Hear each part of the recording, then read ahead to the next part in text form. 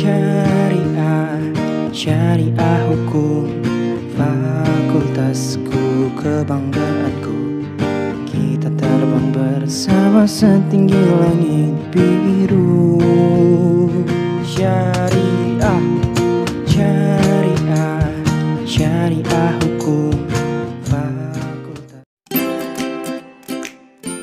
Di sini saya akan menjelaskan istilah dan pengertian konstitusi. Mengenai istilah konstitusi, pertama kali dikenal di negara Perancis, yaitu berasal dari bahasa Perancis atau constituer, yang berarti membentuk. Yang dimaksud dengan membentuk di sini adalah membentuk suatu negara dengan pemakaian istilah konstitusi. Yang dimaksud adalah pembentukan suatu negara. Hal ini disebabkan konstitusi mengandung permulaan dari segala peraturan mengenai suatu negara. Istilah tersebut muncul karena Perancis yang pertama kali membahas teori konstitusi sebagai cabang ilmu pengetahuan yang dilatar belakangi gejala-gejala sosial. Hal tersebut tidak mengherankan karena negara itu paling sering menghadapi persoalan konstitusi. Bahas mengenai pengertian konstitusi, maka terlebih dahulu perlu diuraikan tentang dikotomi antara konstitusi dan konstitusionalisme. Hal ini perlu untuk diperjelas agar supaya tidak ada bias untuk memaknai antara kedua istilah itu sebelum membahas mengenai pengertian konstitusi. Secara etimologis, antara kata konstitusi, konstitusional, dan konstitusionalisme inti maknanya sama, namun penggunaan dan penerapannya berbeda.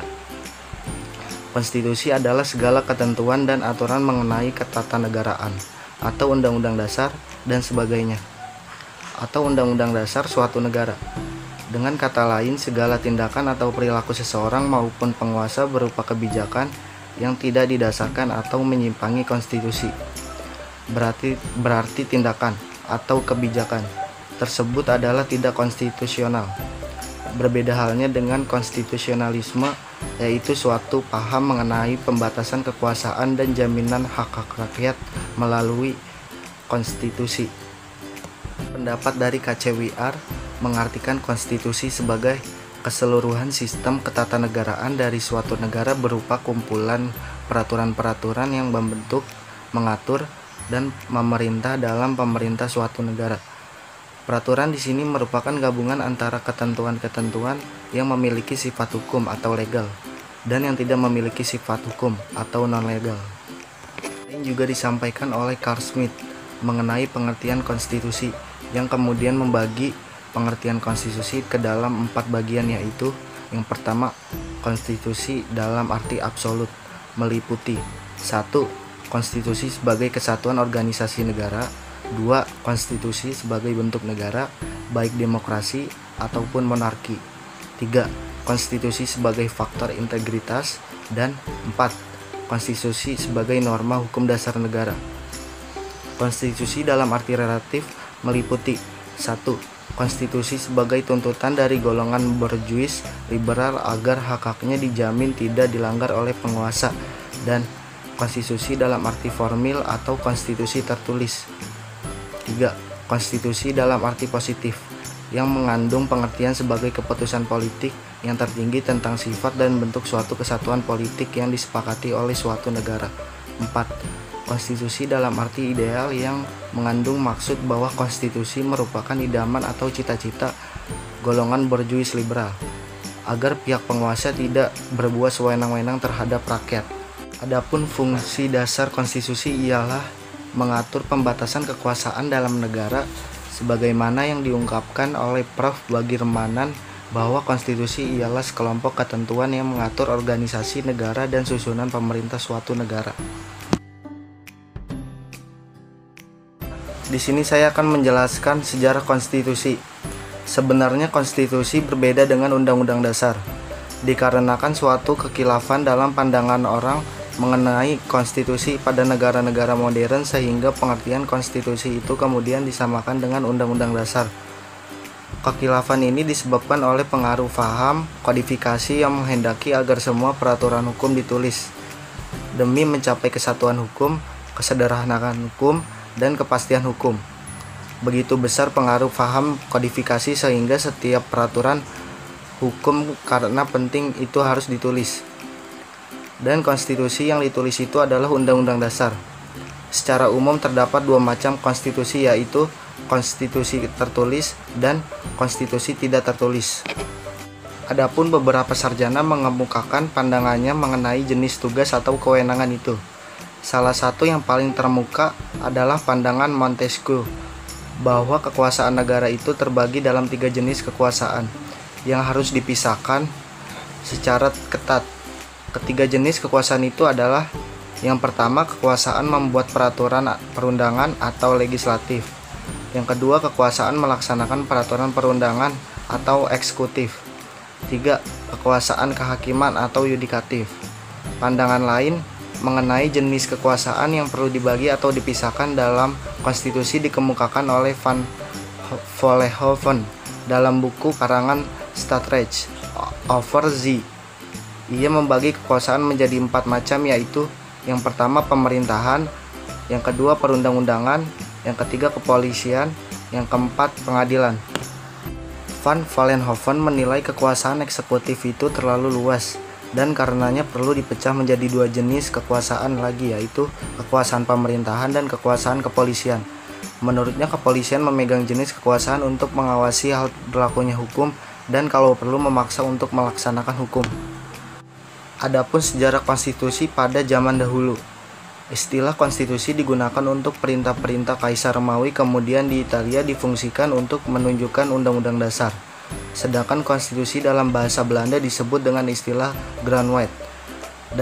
Dasar negara sebagai pedoman penyelenggaraan negara secara tertulis termuat dalam konstitusi suatu negara. Keterkaitan konstitusi dengan undang-undang dasar dapat dijelaskan bahwa konstitusi adalah hukum dasar tertulis dan tidak tertulis. Sedangkan undang-undang dasar adalah hukum dasar tertulis. Undang-undang dasar memiliki sifat mengikat, oleh karenanya makin elastik. Sifatnya aturan itu makin baik. Konstitusi menyangkut cara suatu pemerintahan diselenggarakan. Catatan historis timbulan negara konstitusional sebenarnya merupakan sebuah proses sejarah yang panjang dan selalu menarik untuk dilakukan pengkajian. Konstitusi sebagai suatu kerangka kehidupan politik telah disusun melalui dan oleh hukum. Kalau kita membaca berbagai macam literatur dan referensi, yaitu sejak zaman sejarah Yunani atau semacam kitab hukum.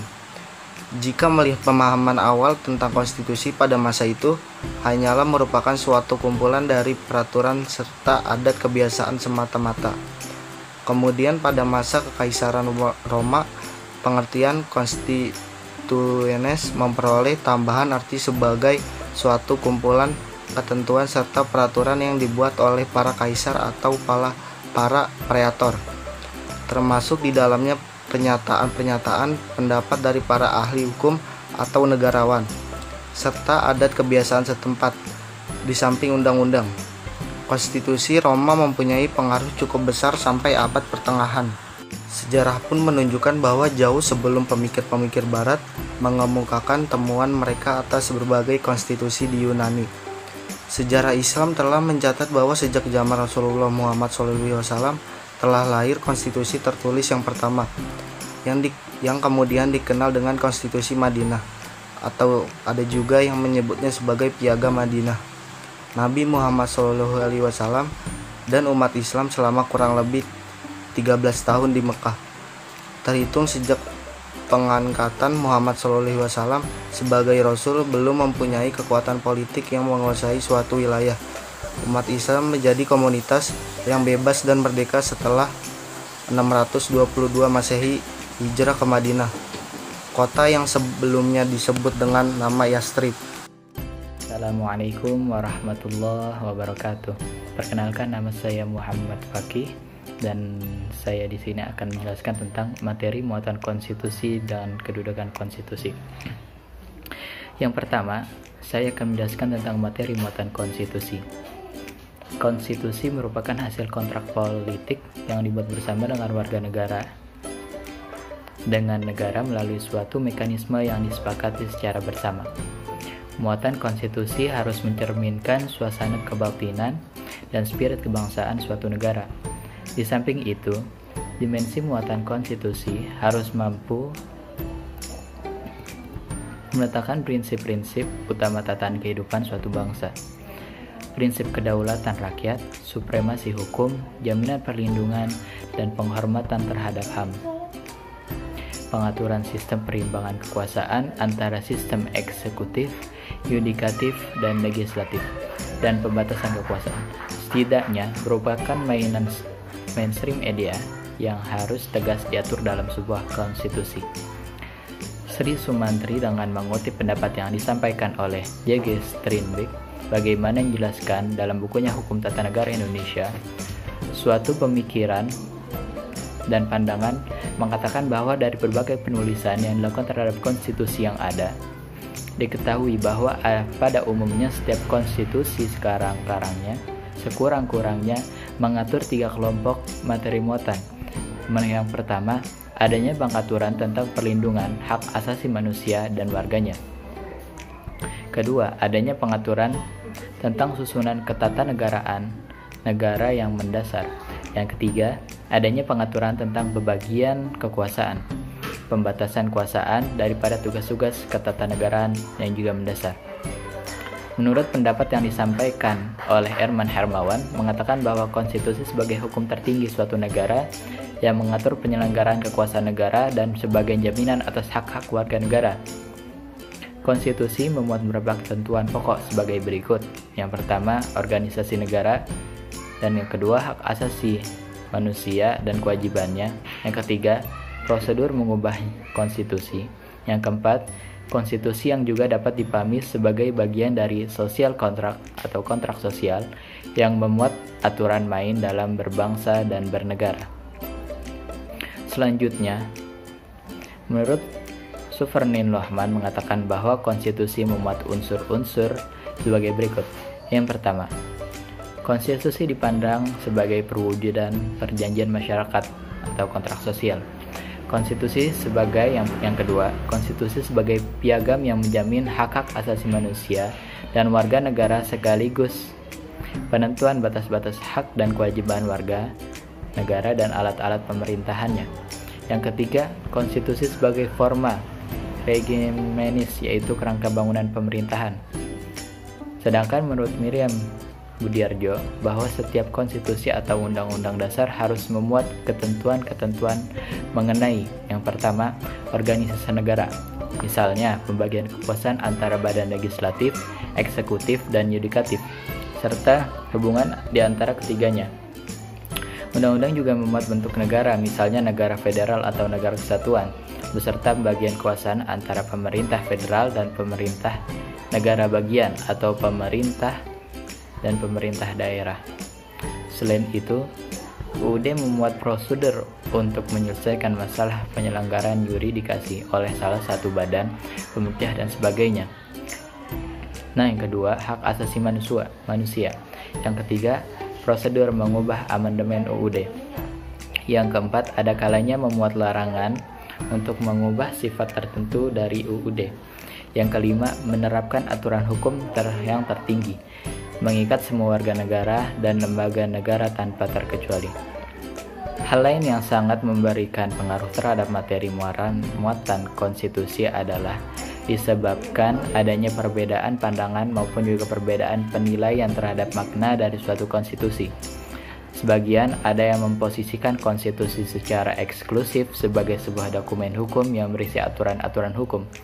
Sementara di posisi yang lain memberikan pemaknaan sebagai bentuk manifesto, pernyataan-pernyataan ideal secara umum dikenal sebagai Charter of the Land, sebagaimana dikemukakan oleh Ponsnap. Dengan demikian, maka dapat dipahami bahwa dari berbagai macam pendapat dan pemikiran tentang materi muatan konstitusi, pada dasarnya secara keseluruhan terdapat pemahaman yang sama, bahwa konstitusi harus dijadikan sebagai alat pembatasan kekuasaan. Oleh karena itu, maka materi muatannya harus memuat ketentuan-ketentuan yang diarahkan terhadap potensi penyimpangan dari kekuasaan-kekuasaan negara. Selanjutnya, saya menjelaskan kedudukan konstitusi. Konstitusi merupakan hukum yang lebih tinggi, bahkan paling tinggi serta paling fundamental sifatnya. karena konstitusi itu sendiri merupakan sumber legitimasi atau landasan otoritasi bentuk-bentuk hukum atau peraturan-peraturan perundang-undangan lainnya. Sesuai dengan prinsip hukum yang berlaku universal, maka agar peraturan-peraturan yang tingkatannya di bawah Undang-Undang Dasar dapat berlaku dan diberlakukan, peraturan-peraturan itu tidak boleh bertentangan dengan hukum yang lebih tinggi tersebut. Atas dasar logika demikian itulah Mahkamah Agung Amerika Serikat menganggap dirinya memiliki kewenangan untuk menafsirkan dan menguji materi peraturan produk legislatif judicial review terhadap materi konstitusi. Meskipun konstitusi Amerika tidak secara eksplisit memberikan kewenangan demikian kepada Mahkamah Agung. Oleh karena itu, pemakaian kata konstitusi lebih dikenal untuk maksud sebagai pembentukan, penyusunan atau menyatakan suatu negara.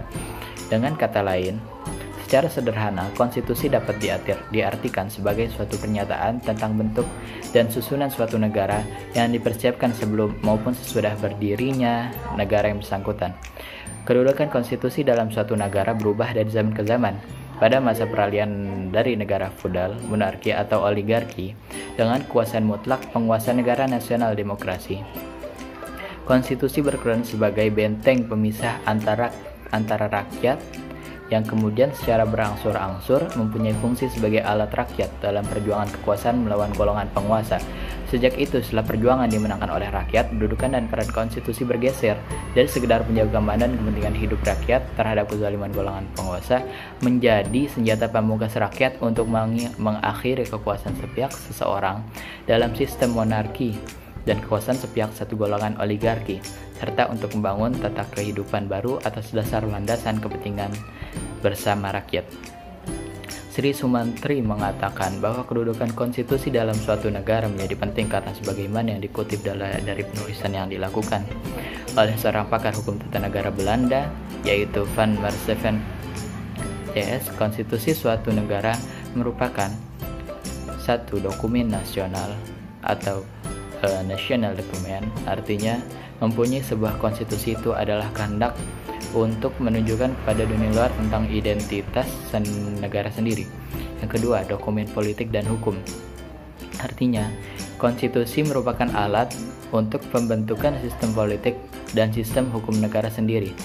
Yang ketiga, sertifikat atau piagam kelahiran negara.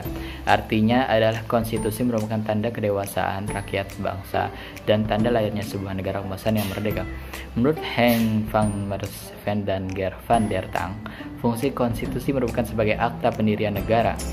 Konstitusi dijadikan bukti otentik tentang eksistensi dari suatu negara sebagai badan hukum. Guna memenuhi fungsi ini, maka setiap negara di dunia ini selalu berusaha mempunyai konstitusi.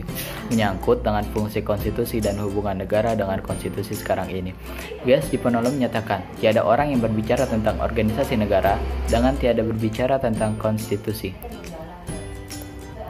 Berlakunya suatu konstitusi sebagai hukum dasar yang mengikat didasarkan atas kekuasaan tertinggi atau prinsip kedaulatan yang dianut dalam suatu negara. Jika negara itu menganut paham kedaulatan rakyat, maka sumber legitimasi konstitusi itu adalah rakyat. Jika yang berlaku adalah paham kedaulatan raja, maka raja yang menentukan berlaku tidaknya suatu konstitusi. Hal inilah yang disebut oleh para ahli sebagai constituent power. Mungkin cukup sekian dari saya. Wassalamualaikum warahmatullahi wabarakatuh. Assalamualaikum warahmatullahi wabarakatuh. Nama saya Zariza Malhaq. Saya dari mahasiswa ilmu hukum semester 2. Saya di sini akan menjelaskan dua materi untuk melengkapi tugas dari ilmu negara. Saya dari kelas ilmu negara B. Oke, materi yang pertama adalah fungsi dan tujuan konstitusi. Bisa dikatakan di sini fungsi dan tujuan konstitusi merupakan dua hal yang tidak dapat dipisahkan. Bahkan sampai ada pepatah Inggris mengatakan two sides of one coin. Jadi di koin itu kan ada dua sisi mata uang.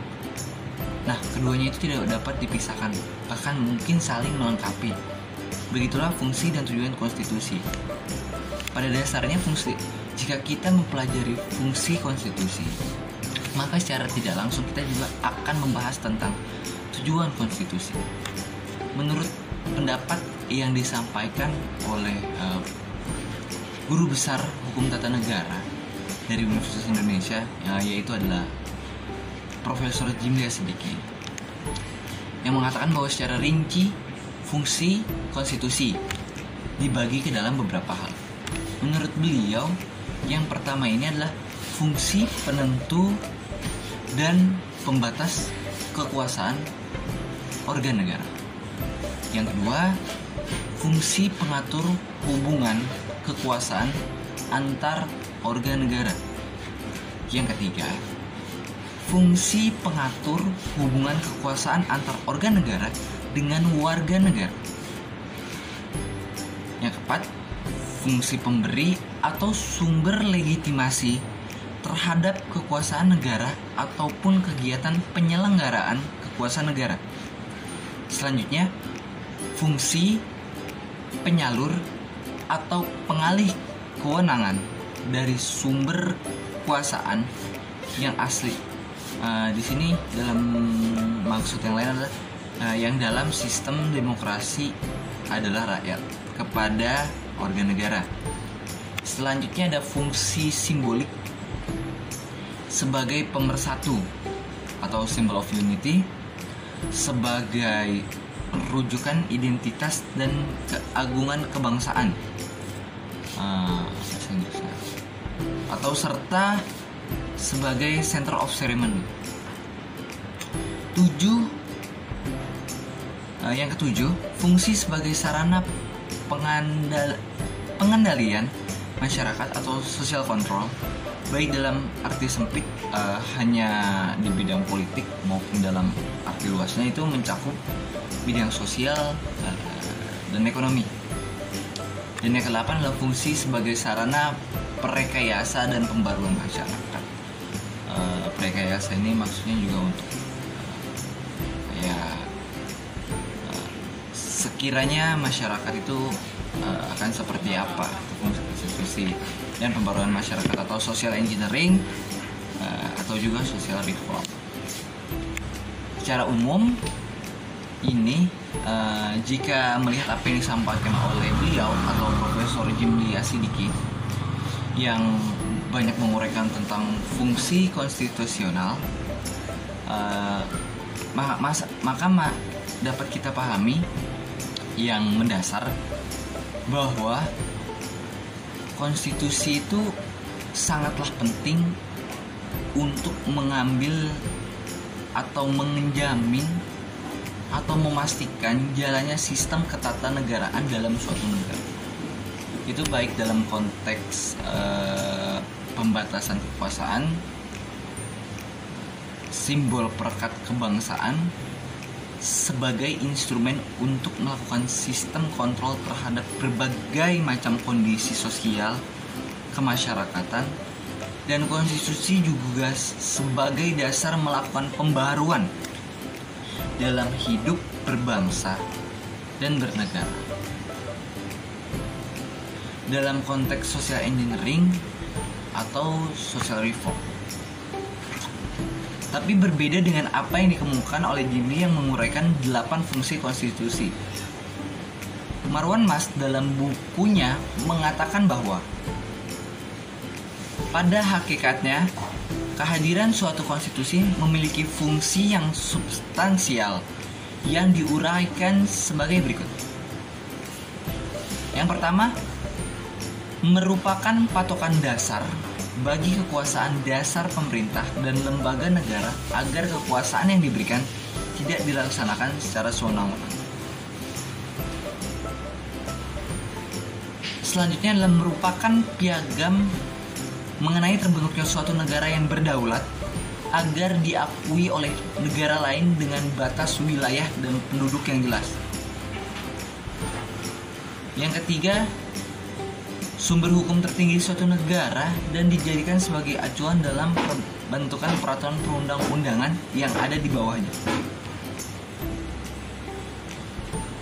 Perihal mengenai perlunya sebuah konstitusi dalam konteks pembatasan kekuasaan dalam suatu negara misalnya, maka dapat dirujuk pada pendapat yang disampaikan oleh Miriam Budiharjo yang dengan sangat jelas mengatakan di dalam negara-negara yang mendasarkan dirinya atas demokrasi konstitusional, Undang-Undang Dasar mempunyai fungsi yang khas, yaitu membatasi kekuasaan pemerintahan sedemikian rupa sehingga penyelenggaraan tidak bersifat sewenang-wenang. Dengan demikian, diharapkan hak-hak warga negara akan lebih terlindungi. Pada prinsipnya, adanya konstitusi memiliki tujuan untuk membatasi kewenangan pemerintah dalam menjamin hak-hak yang diperintah dan merumuskan pelaksanaan kekuasaan yang berdaulat, yang secara ringkas dapat dikategorikan menjadi 3 tujuan: memberikan pembatasan sekaligus pengawasan terhadap kekuasaan politik, itu merupakan yang pertama. Yang kedua, melepaskan kontrol kekuasaan dari penguasa sendiri. Yang ketiga, memberi batasan-batasan ketetapan kekuasaan bagi para penguasa dalam menjalankan kekuasaan.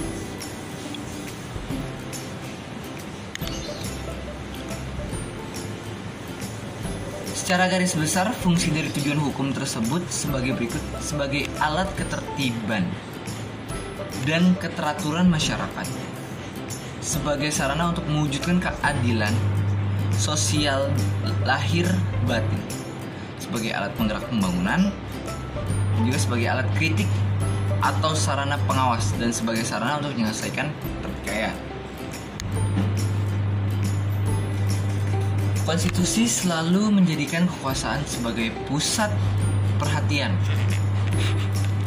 karena kekuasaan itu sendiri pada intinya memang perlu diatur dan dibatasi sebagaimana mestinya. Konstitusi selalu menjadikan kekuasaan sebagai pusat perhatian karena kekuasaan itu sendiri pada intinya memang perlu diatur dan dibatasi. Ya, jika kekuasaan tidak diatur dan dibatasi, maka akan terjadi kesewenang-wenangan atau yang bisa dibilang juga tidak sesuai seperti yang kita inginkan lah. Nah, sini sebagaimana mestinya. Constitution menurut Ivo de Duchacek identify the sources, purpose, use and restraints of public power, atau dalam bahasa Indonesia mengidentifikasi sumber, tujuan penggunaan dan pembatasan kekuasaan hukum. Karena itu pembatasan kekuasaan pada umumnya dianggap merupakan corak umum materi konstitusi. Oleh sebab itu pula, konstitusionalisme seperti dikemukakan oleh Friedrich didefinisikan sebagai an institutionalist system of effective regulation restraints upon governmental action, atau suatu sistem yang terlembagakan menyangkut pembatasan yang efektif dalam mengatur terhadap tindakan pemerintah. Dalam pengertian demikian, persoalan yang dianggap terpenting dalam setiap konstitusi adalah pengaturan mengenai pengawasan atau pembatasan terhadap kekuasaan pemerintahan. Tapi menurut pendapat C.F. Strong bahwa pada prinsipnya tujuan konstitusi adalah membatasi kesewenangan tindakan pemerintah untuk menjamin hak-hak yang diperintah dan meneruskan pelaksanaan kekuasaan yang berdaulat. Oleh karena itu, setiap konstitusi senantiasa memiliki 2 tujuan. Yang pertama, untuk memberikan pembatasan dan pengawasan terhadap kekuasaan politik. Yang kedua, untuk membebaskan kekuasaan dari kontrol mutlak para penguasa serta menetapkan batas-batas kekuasaan bagi penguasa. Konstitusi merupakan sarana dasar untuk mengawasi proses-proses kekuasaan. Dengan demikian, maka dapat disimpulkan bahwa tujuan dibuatnya konstitusi adalah untuk mengatur jalannya kekuasaan dengan jalannya membatasi melalui aturan untuk menghindari terjadinya kewenangan yang dilakukan penguasa terhadap rakyat serta memberikan arahan kepada penguasa untuk mewujudkan tujuan negara. Jadi pada hakikatnya konstitusi di Indonesia bertujuan sebagai alat untuk mencapai tujuan negara dengan berdasarkan kepada nilai-nilai Pancasila sebagai jadi seperti itu. Saling keterkaitan satu sama lain, bisa dibilang juga tidak dapat dipisahkan karena fungsi dan tujuan merupakan satu kesatuan.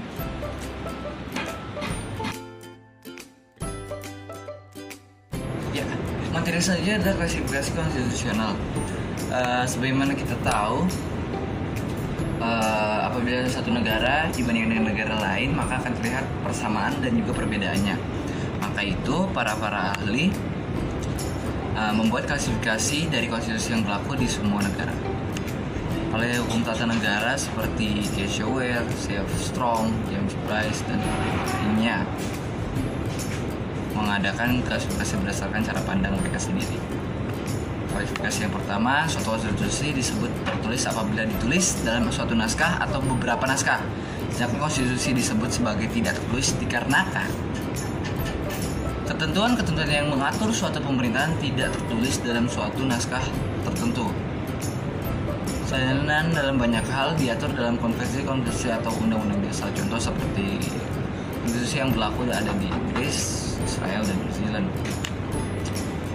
Yang kedua ada James Bryce. Menurut James Bryce dalam bukunya Studies in History and Jurisprudence memilah konstitusi fleksibel dan konstitusional rigid ini didasarkan atas kriteria atau berkaitan dengan cara dan prosedur perubahannya. Jadi jika dalam suatu konstitusi itu mudah dalam pengubahannya, maka ia digolongkan ke dalam konstitusi yang sifatnya fleksibel. Sebaliknya jika ia sulit dirubahnya cara dan prosedur perubahannya, maka ia termasuk dalam konstitusi yang rigid. Hal ini menurut pendapat yang disampaikan oleh Casheware dimaksud untuk agar perubahan konstitusi dilakukan dengan pertimbangan yang matang, yang istilahnya udah segala-galanya itu sudah mumpuni, tidak asal-asalan. Agar perubahan konstitusi dilakukan dengan pertimbangan yang tidak secara serampangan atau asal-asalan dan dengan sadar, dikendaki tidak dalam pengaruh apapun. Itu agar rakyat mendapat kesempatan untuk menyampaikan pandangannya sebelum perubahan yang dilakukan. Karena mungkin menurut James Bryce, rakyat punya poin atau rakyat juga punya kuasa untuk setidaknya ikut menyalurkan pandangannya. Jadi tidak semuanya mengenai penguasa aja yang mengatur segalanya, penguasa tidak. Nah, ini berlaku di negara serikat. Kuasaan mata oleh perbuatan masing-masing pihak secara sendiri, dan agar hak-hak perseorangan atau kelompok seperti kelompok minoritas bahasa atau kelompok minoritas agama atau kebudayaannya dapat jaminan. Jadi semuanya, jadi mau itu minoritas dari bahasa, dari minoritas dari agama, minoritas dari suku warna kulit dan lain-lain, itu jadi kayak merasa mendapat jaminan bahwa mereka juga bisa terlibat di dalam konstitusi. Maksud dengan konstitusi yang derajat tinggi ialah suatu konstitusi yang mempunyai kedudukan tertinggi dalam negara. Di samping itu, jika dilihat dari segi bentuknya, konstitusi itu berada di atas peraturan perundang-undangan yang lain. Demikian juga syarat untuk mengubahnya itu susah, bukan hal yang sepele atau hal yang mudah. Nah, jika ada sementara konstitusi yang tidak derajat tinggi ialah suatu konstitusi yang tidak mempunyai kedudukan serta derajat seperti konstitusi derajat tinggi. Lalu yang keempat, klasifikasi keempat yaitu konstitusi menjadi konstitusi kesatuan dan konstitusi federal didasarkan pada bentuk negara. Di dalam dunia hukum, tata negara dikenal sebagai negara serikat dan negara kesatuan. Di negara-negara serikat terjadi pembagian kekuasaan antara pemerintahan pusat dengan pemerintahan negara bagian yang diatur dalam konstitusi. Di si konstitusi ini sendiri dibagi dari pemerintahan pusat ke pemerintah daerah, atau bisa dikatakan juga negara bagian mungkin. Ya.